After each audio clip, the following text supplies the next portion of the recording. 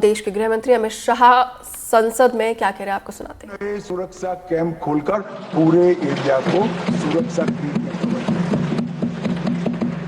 Financial choking करने के लिए मान्यवर हमने एनआईए और ईडी का उपयोग किया।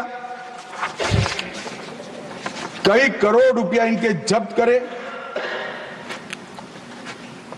पीएमएलए के केस कर उनके फाइनेंसरों को जेल की सलाखों के पीछे डाला। लगातार राज्य और केंद्र के बीच में मीटिंगें हुई। मेरे स्तर पर सभी मुख्यमंत्रियों की 11 मीटिंगें हुई और मेरे स्तर पर ही डीजीपीज के साथ 12 मीटिंगें हुई। हमने डायनेमिक रणनीति बनाई, स्ट्रेटेजिक लोकेशनों पर सुरक्षा बलों को तैनात किया और मान्यवर विकास तो वहां पहुंचना चाहिए। हमने बजट को भी 300% बढ़ाने का काम किया है। मान्यवर 14 से 24 में 11,503 किलोमीटर हाईवे बनाए, 20,000 किलोमीटर ग्रामीण सड़कें बनाई। पहले चरण में 2343 मोबाइल टावर लगाए, दूसरे चरण में 2542 मोबाइल टावर लगाए और 4000 मोबाइल टावर लगाने का काम अभी चल रहा है। तो 31 मार्च 2026 तक खत्म होगा नक्सलवाद, अमित शाह का ये कहना है। जिस तरीके से ताबड़तोड़ कार्रवाई ऑपरेशंस चलाए जा रहे हैं हमारे नक्सलियों के खिलाफ। नक्सल प्रभावित जिलों में 1007 बैंक की शाखाएं ये सिर्फ 5 साल में खोलने का काम हुआ है। 937 एटीएम बनाए और 5731 डाकघर बैंकिंग सेवा के साथ खोलने का काम भारतीय जनता पार्टी ने। 48 के 48 जिलों में कौशल विकास योजना पहुंची। एनआईए का एक मजबूत वर्टिकल बना। 1143 वहीं से ही आदिवासी युवाओं को भर्ती करके सुरक्षा बलों में लिया और हमने 6 नए हेलीकॉप्टर वहां जवानों के रेस्क्यू और रिहेबिलिटेशन के लिए बनाए। इंजर्ड होते ही इसको अस्पताल में लिया जाए, जो रात को भी उठ सकते।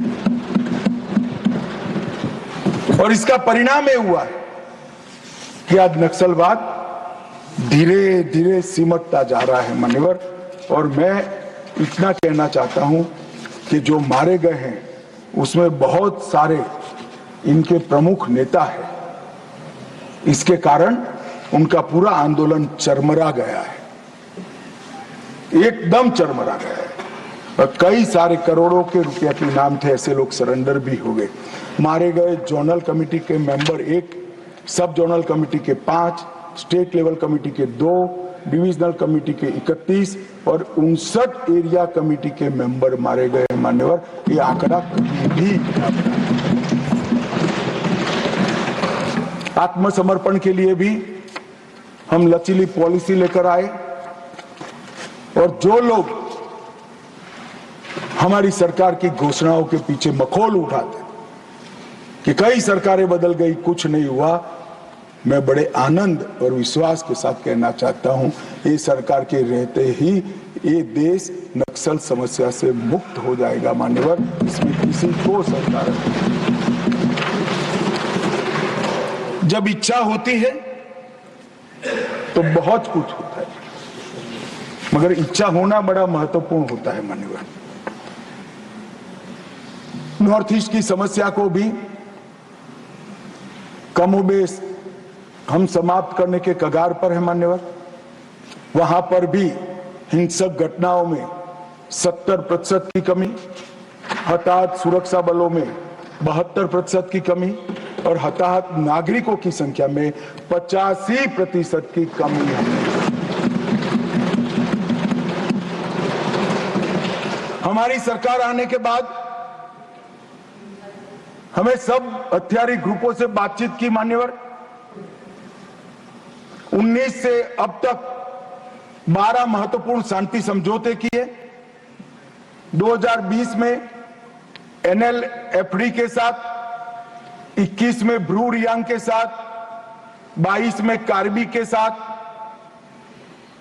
2022 में आदिवासियों के साथ, आदिवासी संगठनों के साथ, 2022 में असम मेघालय अंतरराज्यीय सीमा का समझौता, 2023 में DNLA, UNLF और उल्फा का समझौता, असम और अरुणाचल प्रदेश का अंतरराज्यीय सीमा का समझौता, 24 में त्रिपुरा के साथ समझौता, NLFT और ATTF के साथ समझौता। कुल मिलाकर मान्यवर 10,900 युवा। तो देखिए बाकायदा फैक्ट एंड फिगर के साथ यहाँ पे देश के गृह मंत्री संसद के पटल पर अपनी बात को रखते हुए कि कैसे नक्सलियों के खिलाफ लड़ाई लगातार जारी है।